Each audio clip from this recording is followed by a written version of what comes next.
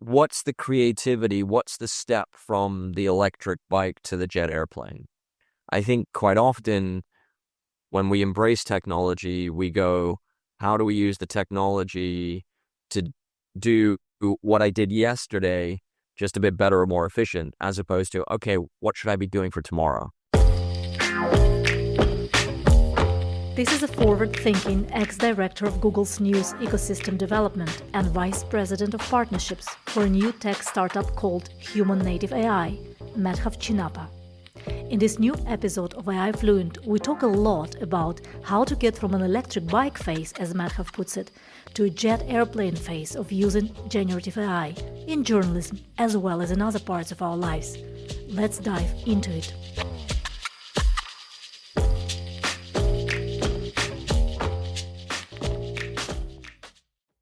Madhav, thank you so much for joining me. Let me just kick off by asking you, so what's the most exciting thing about AI in a storytelling and journalism context for you personally? For me personally, great question. I think from a storytelling and journalism perspective, I see it in a few stages about what's exciting. Like, I feel like where we are right now is what I call the electric bike phase of AI and journalism, which is AI is allowing us to do kind of what we did before, but just either more efficiently or more effectively. What excites me, so that's useful on one level because, there's a lot of stuff that's a kind of a pain to do that you can now get the, AI to help you with. The, most common things that people talk about are transcription, translation, and summarization, right? I mean, I remember when I was in the newsroom at APTV, back in the day, the most junior person, which is what I was when I started, had to do the most boring stuff, which was, often transcribing interviews. So you'd sit there with the headphones on and you go, what do they say? And then you'd rewind, Now you don't need to do that, which is great. But it's still, I think, what I consider the electric bike phase. And I'm just interested in where it goes next to what I call the jet airplane, right? If you go from the electric bike to jet airplane, what's the creativity? What's going to happen there? And how can that help storytelling and unlock stories and make it more accessible to people from a storytelling perspective? How do you yourself use it daily? So some people say that some tools become almost like a co-thinker. They brainstorm ideas or something. What is it for you? For me personally, it's actually quite limited, I would say, from a direct perspective, and it's prevalent from an indirect perspective. I think that, what people often forget about AI, or what people often do is they mix up AI and generative AI. And AI has been used for a long time in lots of different things, The one that I find the most useful, which is under the surface and no one talks about, is actually in navigation and maps, right? And having Waze be incredibly smart about telling me how long it's going to take me to get to the journey. We take that stuff for granted, but it's kind of incredible. But we very often take it for granted. I think when it comes to kind of generative AI, what I'm increasingly doing now is I'm playing a lot with Perplexity, right? I have the Perplexity app on my phone, and I'm trying to just see if my search behavior is going to change. And it sort of does and it doesn't, because personally for me, I don't trust it fully yet. So whenever I see a result, I'm clicking the link to go, what did the link actually say? So I think it's one of those things that it's, the impact is both fast and slow. It's been with us for a while and it's been fast and we haven't seen it. I think when it comes to the generative AI side, for me, it's still early days for me. I know, and I've heard of people who, as you said, use it as this code thinker and stuff like that.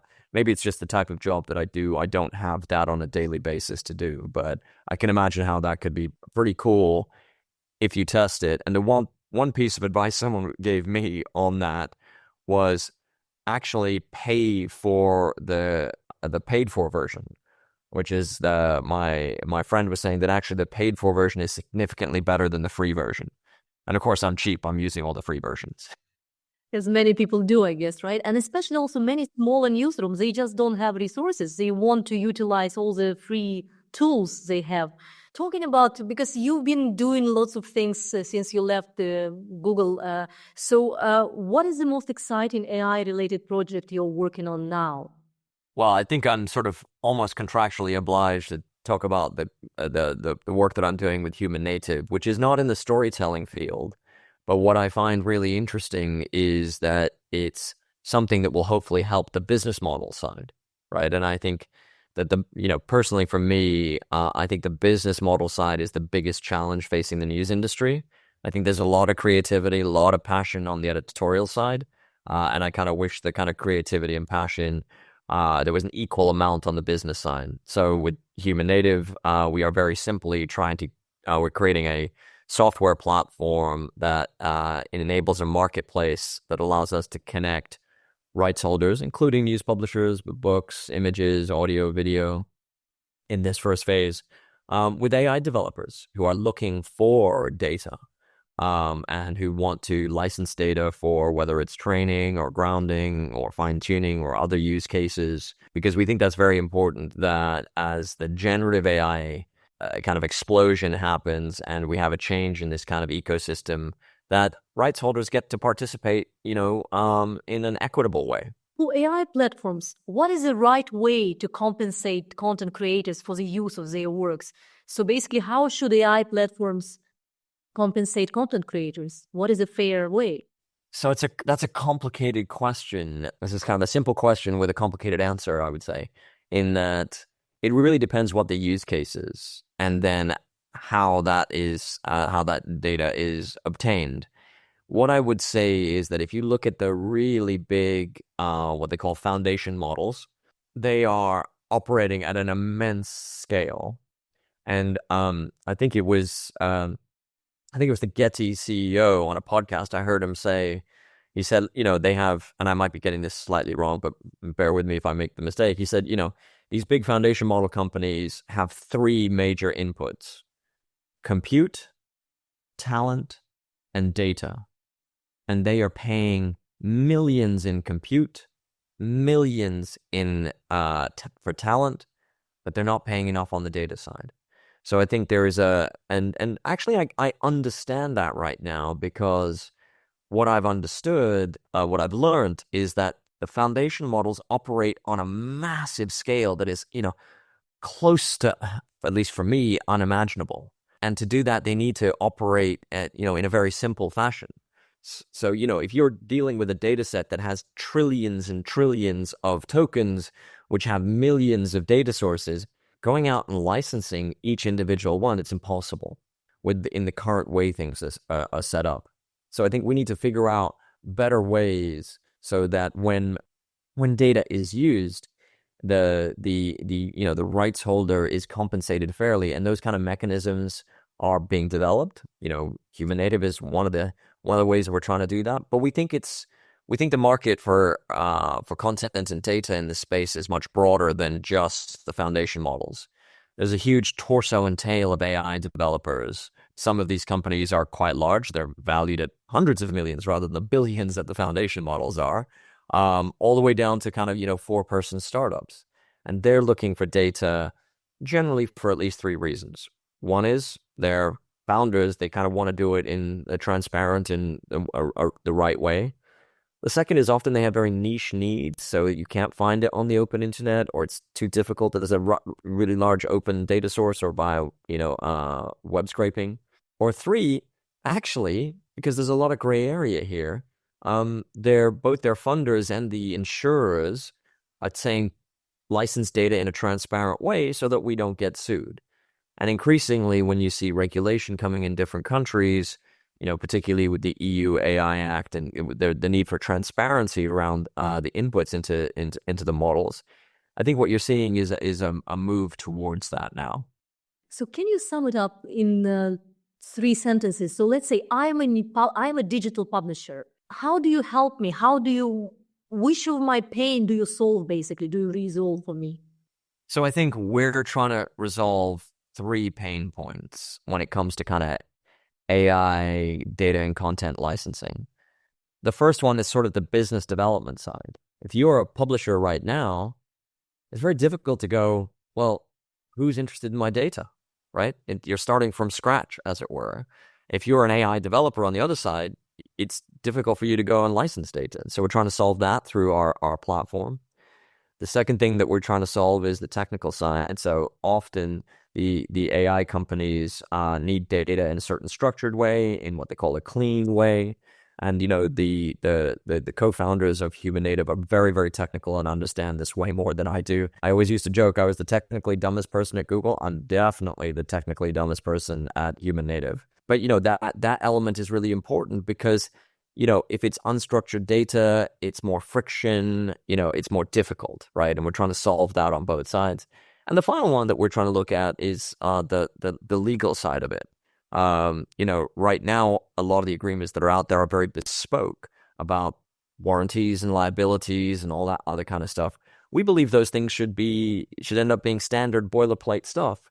And so we're kind of, offering model licenses saying this is the way we think you two should transact together. Because that's what we are. We are a platform where the two sides transact together, almost like someone described us like eBay, if you think about it that way. So, sorry, not 3 sentences, but at least 3 things. So then what does success and impact mean to you as an organization? And how do you measure it, especially in your AI-powered data-related work? We're going to measure it by the value that we put back to the rights holders, because that's, going to be, ideally, cash and a newish revenue stream for rights holders. And we're going to be getting that from the AI developer side, so it proves that we're adding value, right? So that they want to do this and that this is a solution to some of their problems. Because I joined Human Native, because I was a bit concerned that generative AI and generative AI in particular, if things didn't change, could be a very extractive technology rather than a sustaining one. And I think we need to get to a sustaining ecosystem now that AI and generative AI is there, to make sure that we're not being extracted, but actually it's sustaining for the information ecosystem. And who are your clients? These are organizations from the global north, or it's a mixture between global north and global south? It's a total mixture. What I find in terms of being interesting when it comes to things like text, not just news, but also books, there's a lot of interest in non-English languages, right? And frustration, actually, that there is still no option to use other languages. Yeah, I mean, I suspect, and as I said, I'm non-technical, but my kind of, amateur thesis on this is that there's so much English language text on the internet. So actually, what the interest is where there's scarcity. Maybe what was a disadvantage on the open internet of those languages not being there ends up being an advantage here, because actually people want to license that content, whether it's Korean or Japanese or the Indian languages or all the other non-English languages. Let's talk about kind of journalism industry as well. And so, what are your observations in terms of access journalists have to AI technology in the global south? This kind of technology is supposed to create equality, but sometimes it seems like it creates more inequality. What are your observations? I think what I see is there sort of seems to be a few approaches that I have seen in different newsrooms. On one end of the spectrum, you sometimes get newsrooms that are being very strict on this, going, you don't have access to it. I'm actually on the network. I'm going to block access to it. On the other end of the spectrum, you're seeing people, they're kind of going fully forward into this, right? And I think most newsrooms are somewhere on that spectrum. But my kind of observation is that the first step, you need to really come up with a strategy and a policy. What are you going to do? How are you going to do it? And why? Actually, why, right? How does it serve your audience? Because it's interesting that, I don't know, what is your experience? What is the first question journalists ask when they decide to use not even tools, because we're talking more about strategy, right? So how do you as a newsroom will use this? Because what I observe in a way is that the question, how my audience will benefit, what is the added value to our audience is the last people ask. You're absolutely spot on. It is the why should be the first question. I think what I observe, though, is that there's a lot of journalists in particular who start from a position of fear, right? And I think there is this fear, and I see this throughout the industry, there's this fear that this technology will replace you. And therefore, there's a kind of like, no, I'm not going to engage with it because it could replace me. My take on that is the technology is not going away. So you need to figure out what your strategy is, and you need to figure out how you enhance it and how you use it to deliver the outcomes that you want, right? So what are the goals that you want it to do? And one of the descriptions I've said before is that like let's call it the generative AI, there was what I called the age of traffic. And publishers were obsessed with traffic. And some publishers, I believe, made a mistake of valuing traffic for traffic's sake, as opposed to what the traffic could do for them. I think the smart publishers were like, I'm using traffic as a marketing funnel to build my relationship with the individual audience that I have, the individual user, and I'm going to monetize that and develop that so that they become loyal to me. Other people were like, I just want the traffic. Just give me the traffic. I'll do whatever I have. And you had all kinds of kind of SEO tricks and all kinds of things just around the traffic. But I think that mistook what traffic was and what you were trying to achieve with it. And I think in the age of AI and generative AI, you need to not lose sight of what you're trying to achieve. And the technology is just a tool to that. So you shouldn't be using the generative AI tools to just use the generative AI tools. You should be using them to serve your audience. And I'll give you an example. It was a little while ago, but I was shown a beta, and I think they may have rolled this out from the Daily Maverick. And the Daily Maverick, South African investigative journalism site, fantastic. If you don't know about them, go check them out. Please become a member. They're awesome. But they do long, in-depth investigations. And they're in South Africa, which has I think over a dozen languages. And so they were going, how do we make our in-depth investigations more accessible to our audience? And so they used the generative AI technologies to do summaries in all the main South African languages. And I thought that was very clever because what it was doing, it was using the tools to deliver the outcome that they wanted, right? It wasn't just, hey, I could do this because I could do this, right? And I think that approach is very smart. You've seen this in other places. I think I believe they've definitely done this in Denmark, but I believe I've heard of it being done in India as well, where you're getting the audio transcription or audio version of a written piece, but you can actually use clever technology and get it, not just the robot voice. What you can do is you can train some of these models with the voice of your journalist. And so instead of the journalist voicing it, they don't have to sit there on a mic and read their own thing. Actually, the audio becomes the voice of the journalist. Now, some people might say that's a step too far. Some people don't like it. But for me, it's a creative use, and it goes back to that first question we talked about, which is, why are you doing it? And is that the right thing to do? And you may feel that's the right thing to do, or you may feel it's not.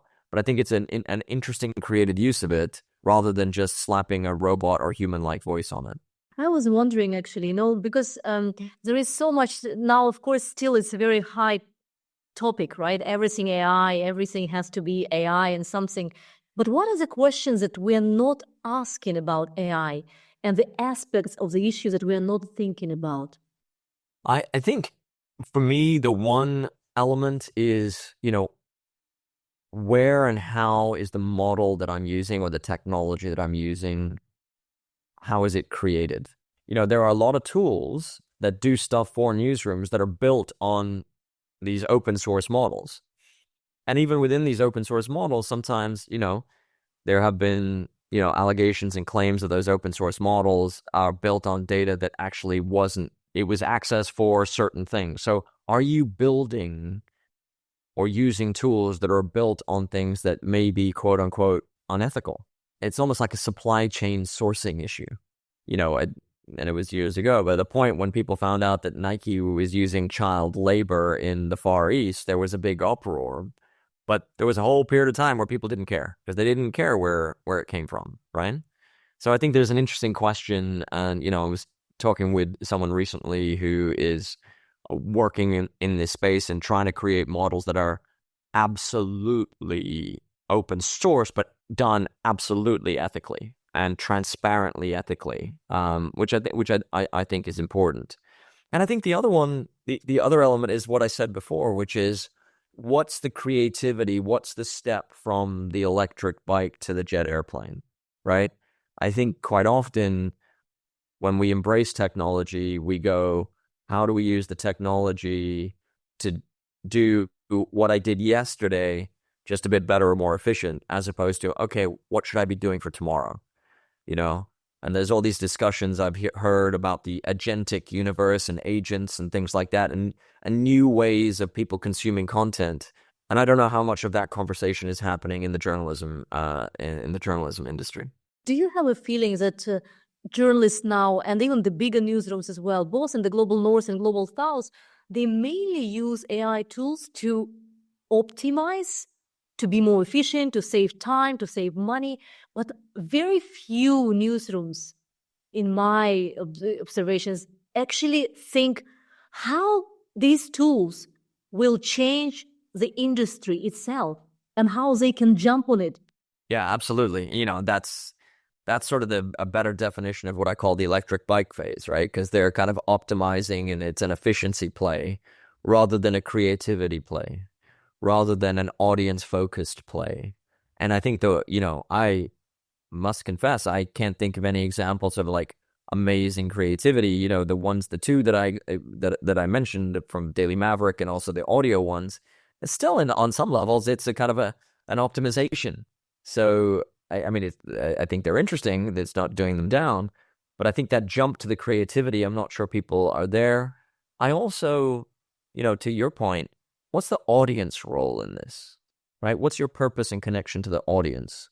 As you said, what are you serving to, how are you serving them through this technology? I think is the question that newsrooms should be asking themselves. And what is this technology beyond news going to change about their behavior? And if people are no longer doing the old-fashioned Google searches with the 10 blue links and clicking through, but are actually asking Perplexity the same questions, and Perplexity is giving the answer right there, what does that mean for the journalism industry? Yes, exactly.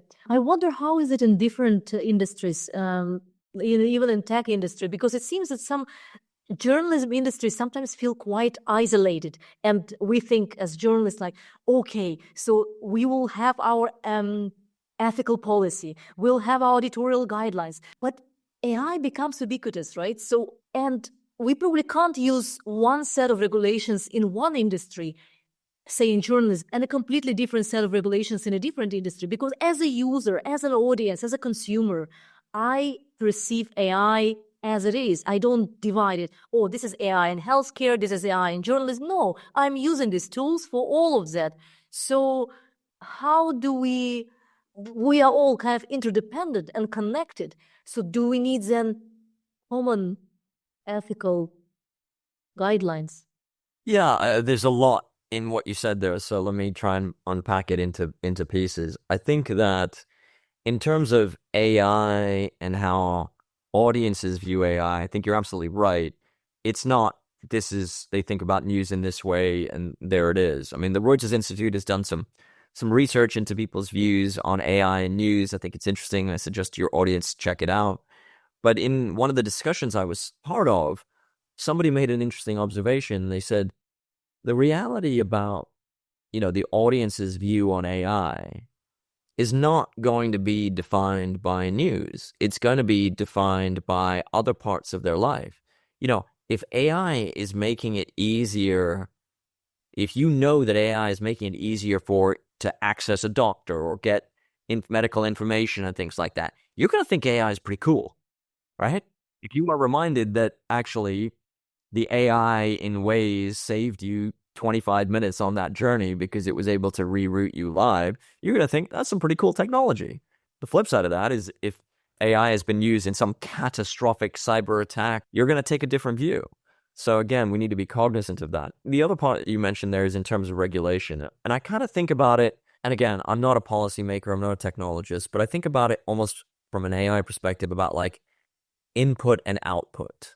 So the input is all the training and elements like that. And then, like I said, the EU AI Act has things around transparency and other elements, which I think you will see, I suspect you will see that transparency requirement and regulation across the globe. But then it's like, what do you do with it? And the example that we just talked about, in healthcare, you're talking about people's very personal data. There's going to be a healthcare and banking and other things like that. You're going to have some pretty strict rules on the use of AI and all of that. I think when you get out of those really, really personal, high-risk areas, then you're going to have a different set of rules, which may be more kind of industry standards, right? Rather than top-down government regulation, right? And so I think you'll see sort of horses for courses there, depending on what the output is, what the field of the output is. One of the kind of topics around AI, which is fascinating for me personally, is kind of creativity versus meaning. So how do you evaluate generative AI capabilities in terms of creating meaningful text, not just recycling, but creating something meaningful? So I'm conflicted on this because, like I said, I've limited use of that, but I'm not, I was listening to the Pivot podcast and you had, Scott Galloway saying he uses Claude as his thought partner. I'm not at that end of the spectrum. But I will tell you this, when we were doing the summaries for the Thompson talks that I helped moderate, right? We took the verbatim text and put it into the free versions of, both ChatGPT and Gemini and said, hey, give me a 2-page summary with bullet points. It was pretty useful. That's a summarization element, which I think the technology is pretty good at. But I don't know. Is it going to write the next great novel by reading every single great novel? But on the other hand, is that the purpose of this tool? Maybe not, right? But we kind of expect, because, we expect that it will do everything better than human beings. But maybe certain things such as that's not the purpose of these tools. Yeah, I think that's fair. I think part of the reason that, let's call them the LLMs, the large language models, have captured so much of the zeitgeist and got so much attention is because they are quite open-ended in their purpose. It's sort of, again, a tool that you can throw all kinds of things at it, right? And it just kind of depends on your creativity. You could ask it some mundane things, but you can also ask it more esoteric things. And so again, what I hope personally is that these tools can augment human creativity. I really, really don't want a world where it replaces human creativity, right? I'm with you. Augment, not to replace. Yeah, completely. But, if you look at things like, if you look at like a lot of television, there are great television programs and there are a lot of derivative television programs. Could the LLMs create another version of a derivative television program? I suspect they could, right? As they're creating now lots of posts on Instagram or whatever platform you see, they all AI generated. Yeah, you hear these projections that, so I was at a talk where someone said, oh, well, and I couldn't remember who they quoted, so I apologize for quoting an unsourced element, but they were saying something like, well, in the near future, 80% of content is going to be AI generated. And what do you do in that world? Because the discussion was around labeling, and it was particularly around journalism labeling. It was actually an ex-EU official, Dan Nachita, who said, well, maybe we should be labeling the human-created stuff. Right? And I remember my immediate response to that was like, what? That doesn't make any sense. And then I thought for a moment, I was like, maybe it does. Maybe it does because, and again, going back to the user that we were talking about, if AI and generative AI has this profound effect that let's just say 80-90% of the content that anyone is going to see is going to be AI generated, actually the human generated content then has a premium. right? Exactly. I just wanted to say exactly that, that we don't have to be afraid of that. We actually, I think that human generated content and that kind of new environment will become much more valuable. Yeah, and it's almost like if we keep going with this analogy, it's almost like let's call it the fair trade label, the human generated label, because you go, okay, I want to do that in a better way. And of course, I think when it comes to journalism, the devil's in the detail, because okay, you've got 100% AI created content. On the other end of the spectrum, you've got, well, what if I've photoshopped that tree out of a picture, right, to make the picture look better, and everything in between. And I think it was in Sweden where they've created some kind of coalition amongst the news organizations. I forget the name of it. I'd have to look it up quickly, but and they'd come out with some standards about how they all want to label the thing in the same way, right? Because if one news organization labels it in one way and another news organization in the same country labels it a different way, those labels are completely useless. But actually, the labels can be important for building the trust with the audience, right? And I think that trust is, again, what you're trying to achieve, and what you do to do that, like labels and transparency and codes of conduct and editorial policies and correction policies, are all steps to build and retain trust. Talking about trust, again, since we are all interdependent and interconnected as different industries and businesses, so let's say if one big industry breaks this trust, then do you think it will be also the trust will be broken in other industries? Because the trust is about AI and human consumer, let's say, and not about journalism or healthcare. It's about me as a human being and AI tool which I'm using. I think you're absolutely right. I think there's huge potential for that. Like I said, if it is discovered that AI is used to do something catastrophic, then I think you will see a backlash against AI overall. What I hope is that you'll see AI for good, and it'll make, medical care, other things, as you said, more equitable and more accessible. And that's that. But there is definitely potential for it to go in the wrong direction, because the reality is the bad actors can use the AI as much as the good actors. And what we've seen in the past when it comes to use of technology, sometimes the bad actors are faster, and then, the good actors take a little while to catch up. Yeah, and it's probably there is no solution now for this, because even the big guys who are actually creating all this, like Sam Altman and the Microsoft and Google and all that, they don't have a clear answer to that. No, and that's one of the things that kind of, I know it's keeping up a lot of very, very smart people up at night, because of that. But the reality is this technology is not going away. So I strongly believe it's about how we and your audience and individual news organizations and individual journalists, how you harness it and how you use it to augment the human creativity.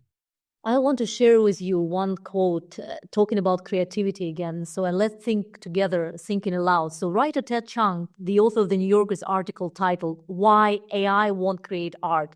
So he writes, "It is a fundamentally dehumanizing technology because it treats us as less than what we are, creators and apprehenders of meaning. It reduces the amount of intention in the world." I love this. That reduces the amount of intention in the world and meaning. So from your perspective, is generative AI a kind of dehumanizing technology that reduces us to someone who recycles meanings rather than creating them? Or you have a totally different experience with it? I don't think I go that far, because I don't think the technology has values. It may have a value, but it doesn't have values. So again, it depends on how you use it. So yeah, absolutely. Could it be used in a dehumanizing way? Yes, it could. But I also think it could be used in a humanizing way. And that's the beauty and terror of these kind of technologies, that they can be used for amazing things and for terrible things. So just saying it is this one thing is really I think it's a little short-sighted to say it's just that, right? And I think we need to be looking in the long term and go, what are we trying to build towards, and how do we do that in the right way, right? There's a lot of, I think we're still in the short-term productivity, efficiency gains element. But what's the medium and long-term impacts of this, I think is very hard to know. But you've got to keep them in mind as you experiment, as you try things, as you see developments, right? If everybody, and it's a small thing, and maybe it is a short-term thing, but if people start searching for information in a different way, using things like Perplexity or Search GPT, what does that mean for news organizations? I'm not quite clear myself, right? But you need to be aware of that changing user behavior. If we are building towards what some technologies have called an agentic universe, where actually, in terms of information, you have an agent that goes out, interacts with other agents, and then comes back. What does that mean for individual brands? Does that work?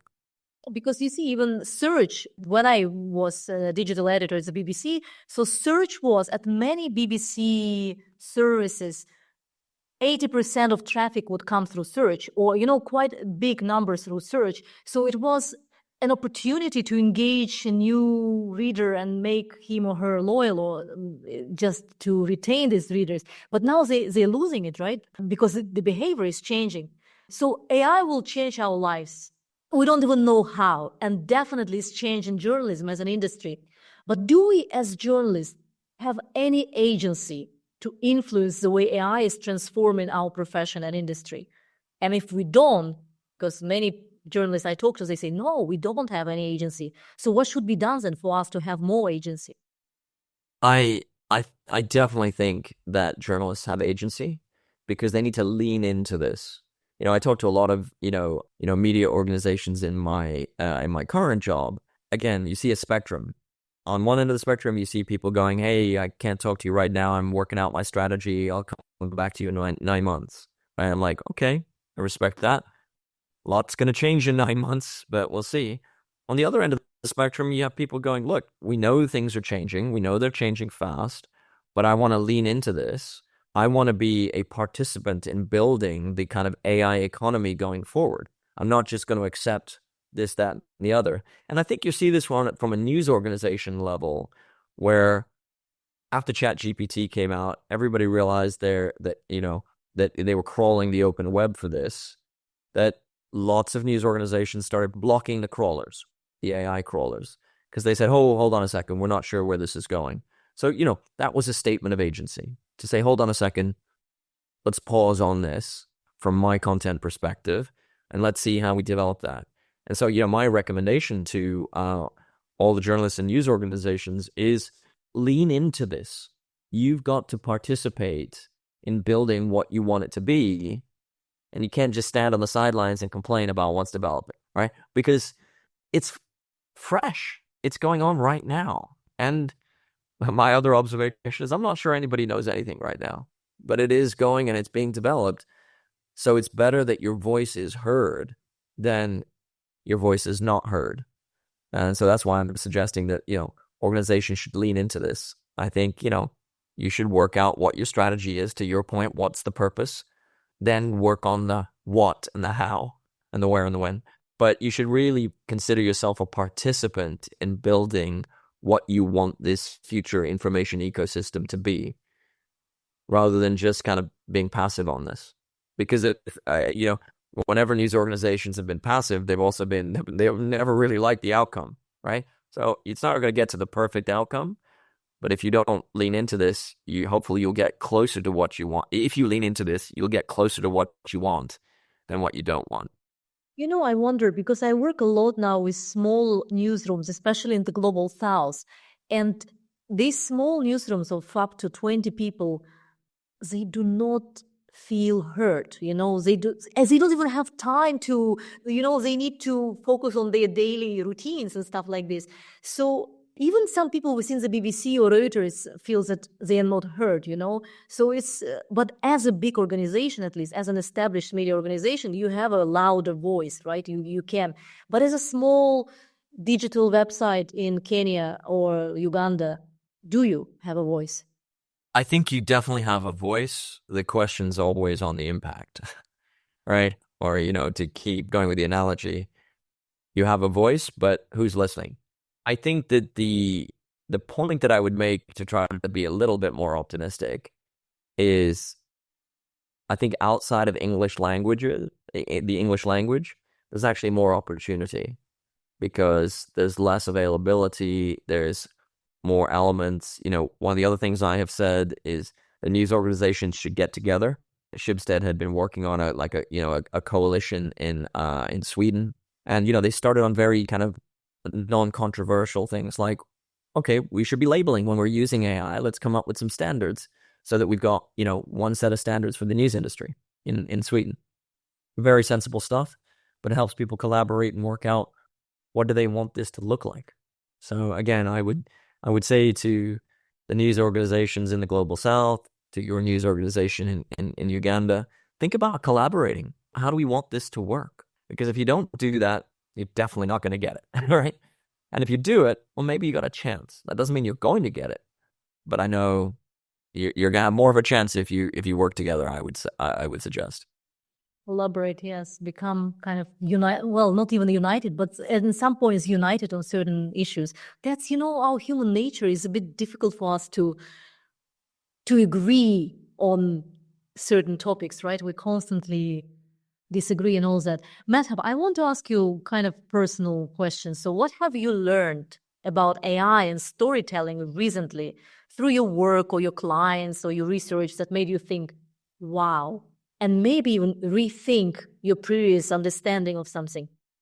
I wish I had a wow moment. I don't think I've had a wow moment for a while, because it's lots of sort of micro wow moments, if you know what I mean, where, someone showed me a demo video and of a product. It was a CMS, and I looked at it, and then I looked at it again, and what I realized is some of the images in between were obviously AI generated. And I remember thinking 2 years ago, well, yeah, it's almost, because it was November 2022 when ChatGPT kind of hit the zeitgeist. So over 2 years ago, that element would have been quite complicated and expensive to interject into a video. And now it's totally easy. My eye had recognized it because of, the tones and everything. It was obviously as generative AI. And my brain didn't reject it. It's funny, when you see old movies, like if I don't know if you ever saw Clash of the Titans, the stop motion.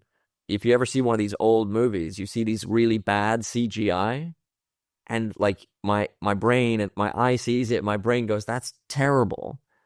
And I remember thinking about it when I probably watched it at the time when it came out, it was like cutting edge, right? But now my brain rejects that because it's not good enough.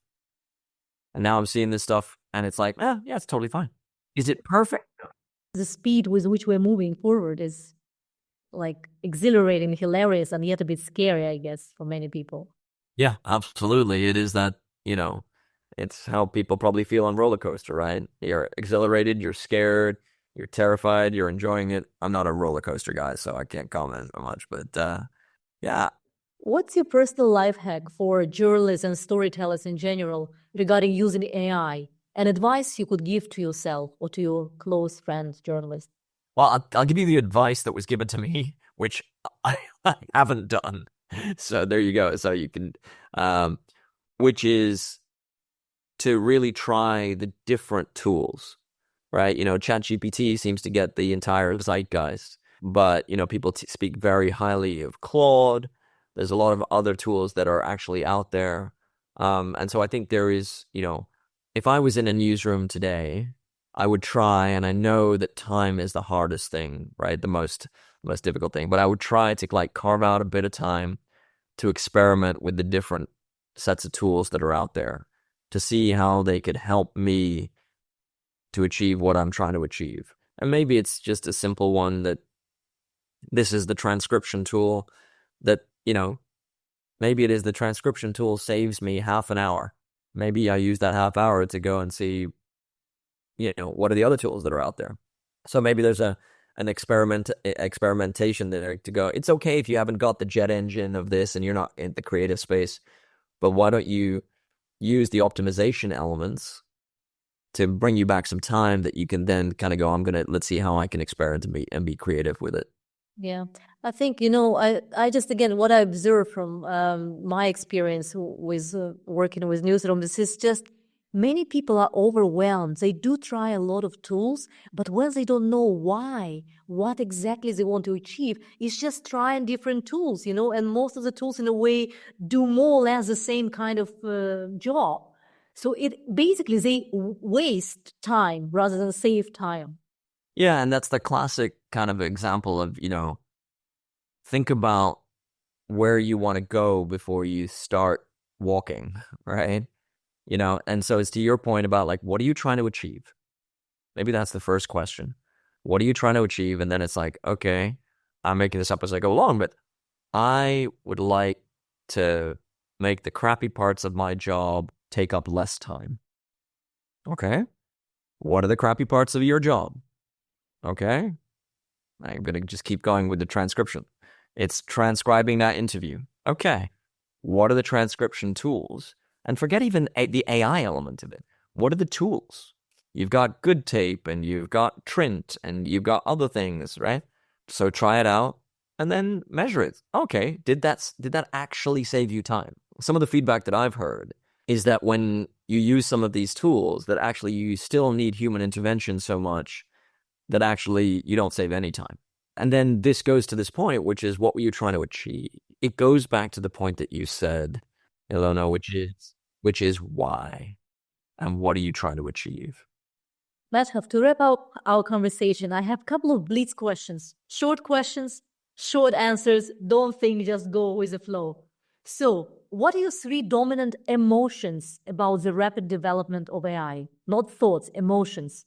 The ones that I see are fear, confusion, excitement. The future of journalism, how would you describe it in 3 words? For the making, right? I think we need to, it's a continual process. So the future is there for the making. We need to just work on it, and it's never finished. Journalism is a process, not an outcome. That's my view. Can you share with us one name or recent thought-provoking research article, newsletter, podcast, whatever you've read or listened about the future of AI that made you think and rethink? In a way, I asked you already about the wow effect, but it's a bit different. No wow, but it made you really rethink certain things. So I'll give you 2. So one is Graham Lovelace's Substack called Charting Gen AI. I think is very good. Worth subscribing. And in terms of research, I think Felix Simon at the Reuters Institute does a lot of really interesting research. And actually all the Reuters Institute research is really interesting. But a lot of Felix Simon's research I find really provocative and eye-opening. That's great. Thank you so much for your time and your thoughts, Madhav. It was a pleasure talking to you. Thank you very much. It's an honor. And let me ask my favorite question, which is, where in the world are you? Well, I'm in India, Madhav's homeland. This country fills me with excitement, a bit of fear, and a sense of discovery. All those feelings people usually have about AI. It means that you'll hear quite a few Indian voices in the coming episodes, because the things they're doing here with generative AI in a storytelling context are quite astonishing. I hope you enjoyed this episode of AI Fluent with me, Ilona Vinogradova, and feel a bit less alone in your everyday newsroom struggles. This podcast was produced by Lovin Films Pro Media Lab. If you would like to hear more, please subscribe wherever you listen to podcasts. I hope you'll join me next time. Until then, take good care of yourself.